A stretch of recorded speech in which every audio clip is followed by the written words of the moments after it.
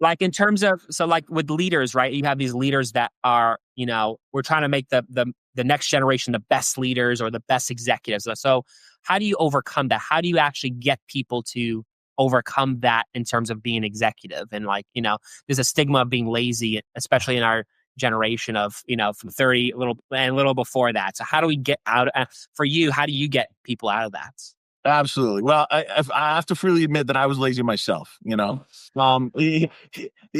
a process we all go through. I quit Yeah. school at 13 because I hated academics, right? Yeah. And it took me until I was 29 to start again. And the same way that it took me to develop is what anybody can do is don't expect everything to happen overnight. But if you Yeah. put one foot in front of the other, project where you want to go and try to move in that direction.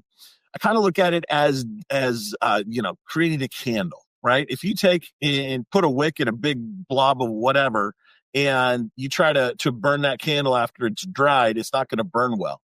But if you take and you dip the candle wick into warm wax and put it layer by layer, you're building that firm foundation that will create a good burn, if you will, right? Yeah. That is how we build professionals, is systematically, step by step. I recommend, taking a look and seeing where you want to go. Because for me, I didn't know where I wanted to go originally. Once I caught the vision to become a bodyguard, I had no idea how to get there, what to do, or anything at all. I was a nobody from nowhere that didn't have any money to do anything. And I literally left, executive protection school with $43 to my name and moved to LA, right? Yeah. But by putting one foot in front of the other and saying, this is where I want to go, that was what was able to get my rearing gear and make me start taking those steps. And for anybody that's not motivated, or lazy, whatever, setting personal goals, not goals of anybody else, but what are your personal goals? By the time I was 29, I had a client that said, Caleb, where do you see yourself in 5 years? And I thought to myself, I want to be here in 5 years, And this guy's a billionaire, literally like the father of all healthcare. This guy said, Caleb, what got you here isn't going to get you to where you're going. And that hit me like a 2x4 in the middle of my eyes. I was like, I'm here. This is what I've been working towards. I'm lead agent on this massive team. Where we fly in and out of New York all the time. Like I've made it. And for him to understand that was a step in my career, not the end of my career, was, very prophetic of him, if you will, but it also inspired me, and what I did for the next year after that was I tried to take and say, all right, where do I want to go? Everybody has hopes, everybody has dreams, but if we don't create a plan to at least move in that direction of our goals and dreams, then guess what? It's not going to happen. Right. And so what I did, by the time I was 30, I identified that I wanted to be a Fortune 50 chief security officer, for a Fortune 50 company, which nobody with no, government, military, law enforcement background has ever done that I'm aware of.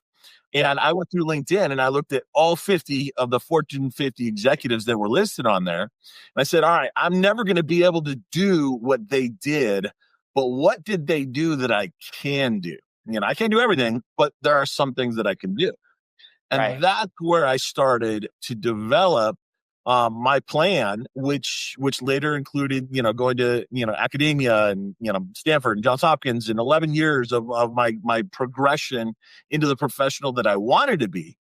But it started with that client saying, what got you here isn't going to get you where you're going. Wow, that's intense. And so, and it's funny. I feel like too, because you obviously have a very successful program of having people being executives.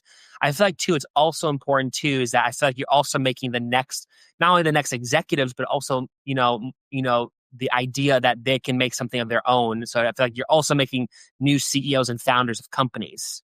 You know what I mean? Which I think that's kind of interesting, because if you're going to be a best executive and that's like you're now running your own thing, like what's stopping them from actually, they want their own company or they want their own product of some nature that they're the executive or CEO of a company.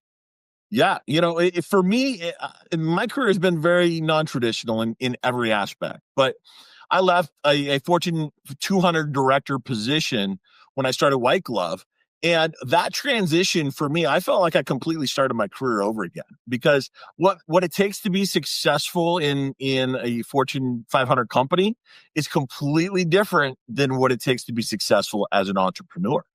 And Mm, so I took and I read over 150 books and spoke with my mentors all the time and created a plan and developed what I thought would help us be successful using the skills that I developed in executive protection, but also fully implementing what I was learning along the way from marketing and finance and all the entrepreneurial side of things. And one of the things that we took away was every single one of the directors on our teams, we want them to own their slice of the pie. And so with every contract we bring on, we bring in a embedded director of that program who is the decision maker for that company, for that client, for that protectee.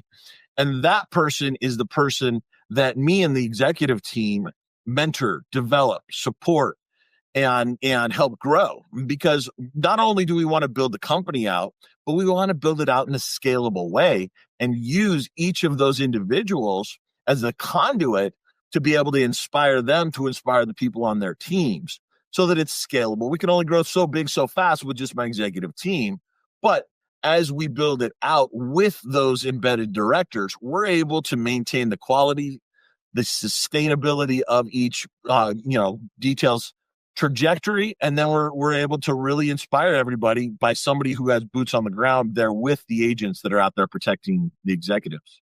absolutely.